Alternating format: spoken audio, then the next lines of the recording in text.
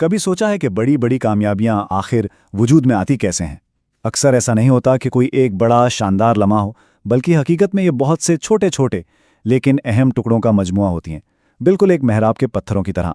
तो चलिए आज एक ऐसी ही साइंसी दरियाफ्त की कहानी की गहराई में उतरते हैं जो हमें इसी ख्याल को समझने में मदद देगी। इस बात को समझने के लिए हम इटालो कैल्विनो की एक मशहूर किताब अनदेखे शहर का सहारा लेते हैं।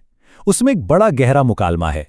एक तरफ है अजीम बादशाह कुबलाई खां और दूसरी तरफ मशहूर सयाह मार्को पोलो, और उनके दरमियान एक सवाल, एक बहुत ही सादा सा लेकिन बहुत गहरा सवाल। आखिर वो कौन सा एक पत्थर है जिस पर पूरे पुल का दारोमदार है? और मार्को पोलो का जवाब, वो जवाब बहुत खूबसूरत है। वो कहता है, पुल को कोई एक पत्थर नहीं संभालता, नहीं, बल्कि पुल को वो मेहराब संभालती है जो ये सारे पत्थर मिलकर बनाते हैं। और बस यही वो ताकतवर ख्याल है जिस पर हमारी आज की कहानी टिकी हुई है। तो सवाल ये है कि अगर साइंस एक मेहराब है तो इस कहानी के बुनियादी पत्थर कौन थे? चलिए मिलते हैं दो ऐसी ही शख्सियात से जिन्होंने ये मेहराब बनाई, लियोनार्ड यानी लेन हर्जनबर्ग और लियोनोर यानी ली हर्जनबर्ग। उनकी कहानी वाकई किसी दास्तान से कम नहीं है। ये सिर्फ काम का रिश्ता नहीं था, बल्कि इसमें मोहब्बत भी थी और साइंस के लिए जुनून भी था। एक ऐसा सफर जो आधी सदी से भी ज्यादा चला। सोचिए जरा, 1953 से शुरू हुआ और 2013 तक वो हमेशा साथ रहे।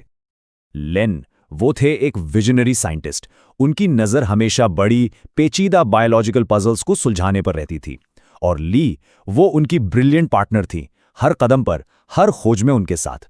और इन दोनों को जोड़ने वाली चीज एक दूसरे से मोहब्बत और साइंस से इश्क, खास तौर पे जेनेटिक्स की उस नई नई एक्साइटिंग दुनिया से।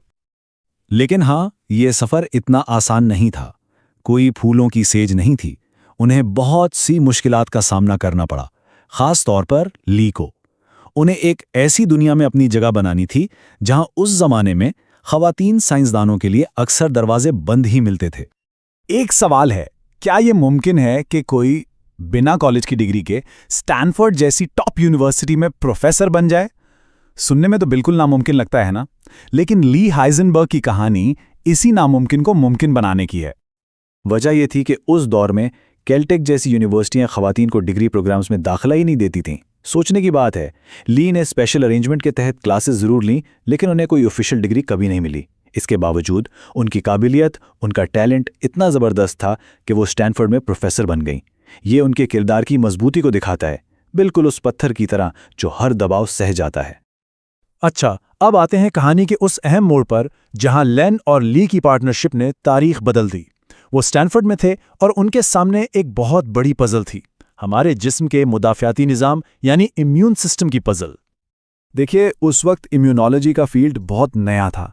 साइंसदानों के लिए हमारा इम्यून सिस्टम एक अनजान समंदर जैसा था। उस समंदर में लाखों करोड़ों सेल्स थे, अलग अलग किस्म के। लेकिन ये किसी को ठीक से नहीं पता था कि कौन सा सेल क्या काम करता है। सब एक मिस्ट्री था। तो इस मिस्ट्री को सुलझाने का पुराना तरीका क्या था? बड़ा ही मेहनत तलब।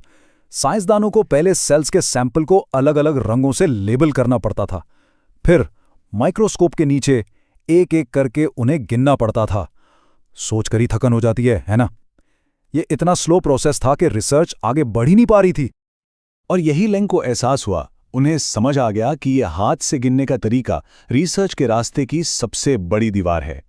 उनके जहन में एक ख्याल आया, अगर हमें वाकई इस फील्ड में आगे बढ़ना है तो इस काम को ऑटोमेट करना होगा। हमें एक मशीन चाहिए, एक ऐसी मशीन जो उस वक्त तक बनी ही नहीं थी। और बस यहीं से कहानी का सबसे एक्साइटिंग हिस्सा शुरू होता है। लैन एक ऐसी मशीन, एक ऐसे टूल की तलाश में निकल पड़े जो सिर्फ उनका मसला हल ना करे, बल्कि उनकी रिसर्च की मेहराब का वो सबसे अहम पत्थर, वो कीस्टोन बन जाए।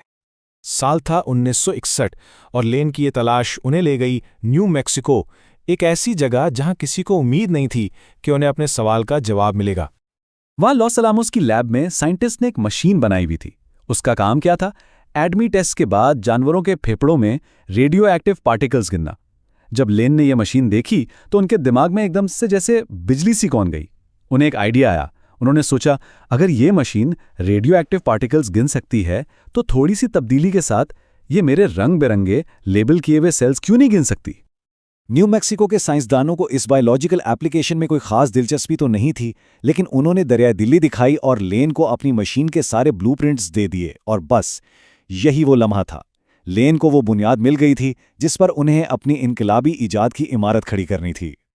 तो फिर होता क्या है जब एक मसले का ब्लूप्रिंट किसी बिल्कुल अलग फील्ड में एक नई डिस्कवरी की मेहराब का बुनियादी पत्थर बन जाता है? यही तो साइंस का कमाल है। ये कहानी हमें याद दिलाती है कि अजीम कामयाबियां अक्सर ऐसे ही गैर मुतवक्के कनेक्शन से जन्म लेती हैं, और उन तमाम छोटे छोटे अनमोल पत्थरों से जो मिलकर एक मजबूत मेहराब तश्कील देते हैं।